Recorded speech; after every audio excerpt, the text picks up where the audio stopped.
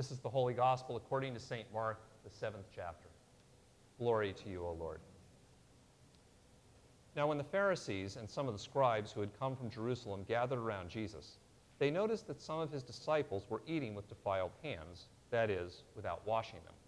For the Pharisees and all the Jews do not eat unless they thoroughly wash their hands, thus observing the tradition of the elders. And they do not eat anything from the market unless they wash it, and there are also many other traditions they observe, the washing of cups, pots, and bronze kettles. So the Pharisees and the scribes asked him, "Why do your disciples not live according to the tradition of the elders, but eat with defiled hands?" He said to them, "Isaiah prophesied rightly about you hypocrites. As it is written, 'This people honors me with their lips, but their hearts are far from me. In vain do they worship me, teaching human precepts as doctrines. You abandon the commandment of God and hold to human tradition.'"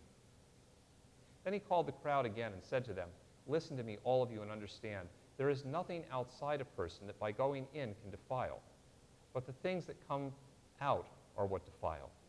For it is from within, from the human heart, that evil intentions come: fornication, theft, murder, adultery, avarice, wickedness, deceit, licentiousness, envy, slander, pride, folly.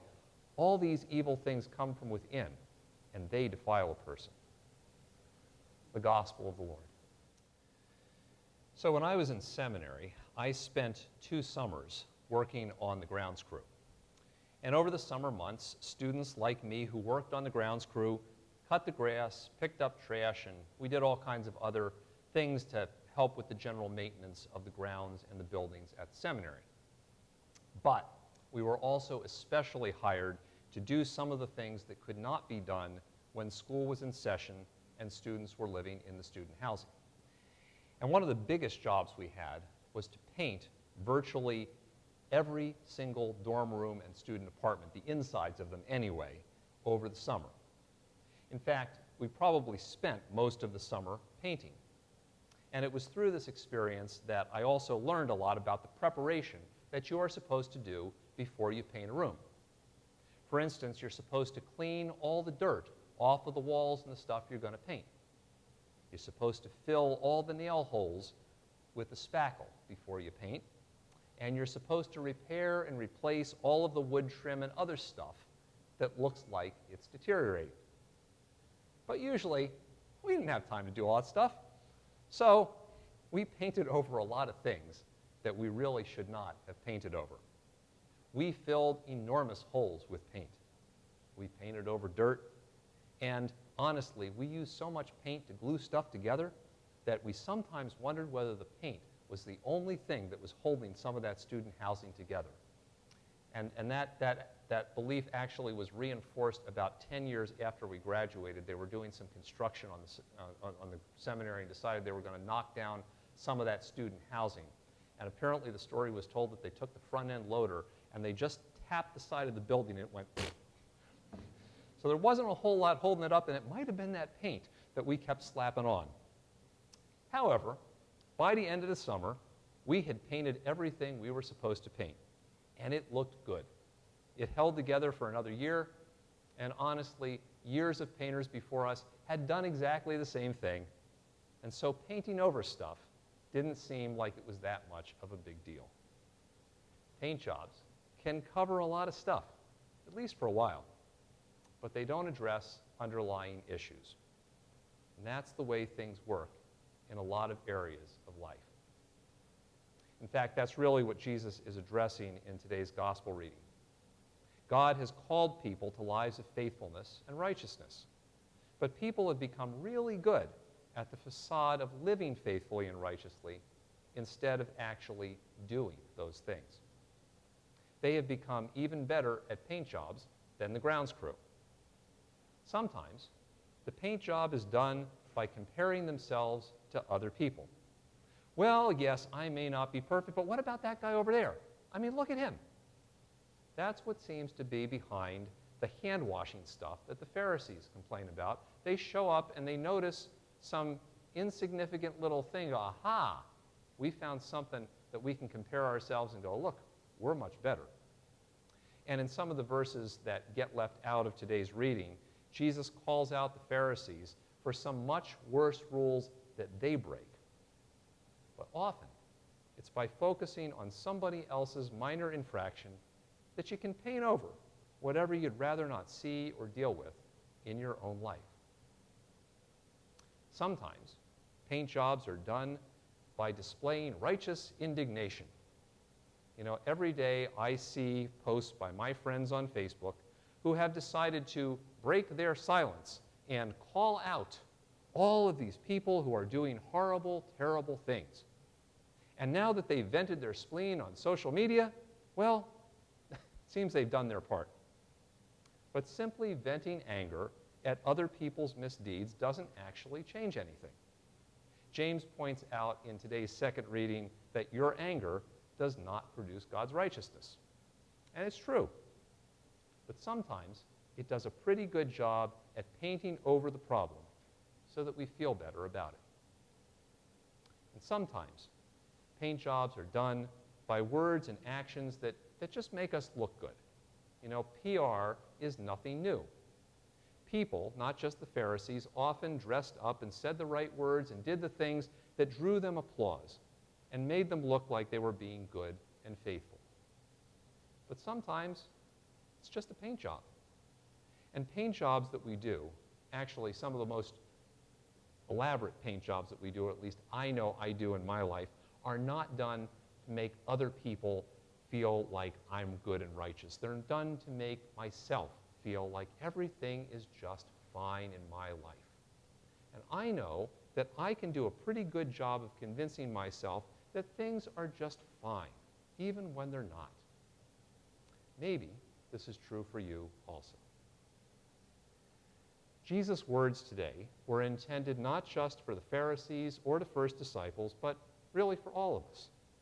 And while these words at first seem to be about washing of hands and other arcane points of religious law, really what Jesus is talking about are the paint jobs that people so often get invested in.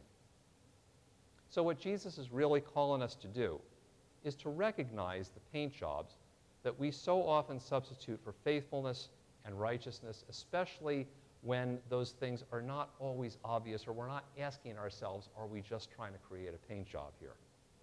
Because it's often the things that bring us the most praise and approval from other people are the things that make us look good, that we feel good about, and we say, oh, look, I must be doing a great job. And sometimes they are good things. You know, washing your hands before dinner is a good thing. But sometimes they're also the things that make us stop asking whether we're really doing what God is calling us to do or becoming the kind of people God wants us to become. You know, after all, our snarky tweets and posts have brought us so many likes and shares, we must be good. That's when we're getting stuck in a paint job. What Jesus is calling us to do is to trust in God's forgiveness instead of our own sense of righteousness. See, because often at the heart of comparing ourselves to others, or even our pious indignation at the evil of other people, is the desire not to take our own need for forgiveness or for change seriously. Because after all, shouldn't I be more concerned with a big problem over there than what I think, anyway, is a small problem within myself?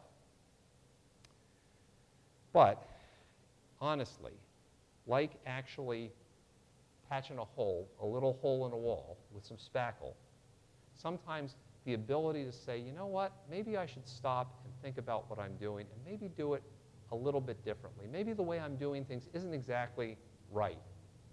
The ability to do that is based on knowing that God has given me another chance. God has given me an opportunity. And sometimes just doing those little things are ways of living into God's forgiveness. They're ways of living into the kind of change that God is calling us to. Sometimes that is the biggest step, even though it seems small, of getting over our paint jobs. And what Jesus is actually calling us to do is to focus on the things that matter. Because actually, Jesus never said that washing hands was wrong or bad or even unimportant. But he taught his disciples to focus on the big things that mattered in other people's lives, not just the things that were going to draw them applause or at least make other people stop giving them a hard time or something like that.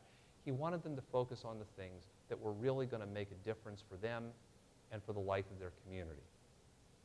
And often, it's just easy to get caught up in quick little easy things that can be done quickly and easily and to lose sight of the bigger things that are really going to make a difference. Because painting is one of those things that is quick and it looks good. But sometimes you got to put down the brush and decide that there are bigger things to deal with first.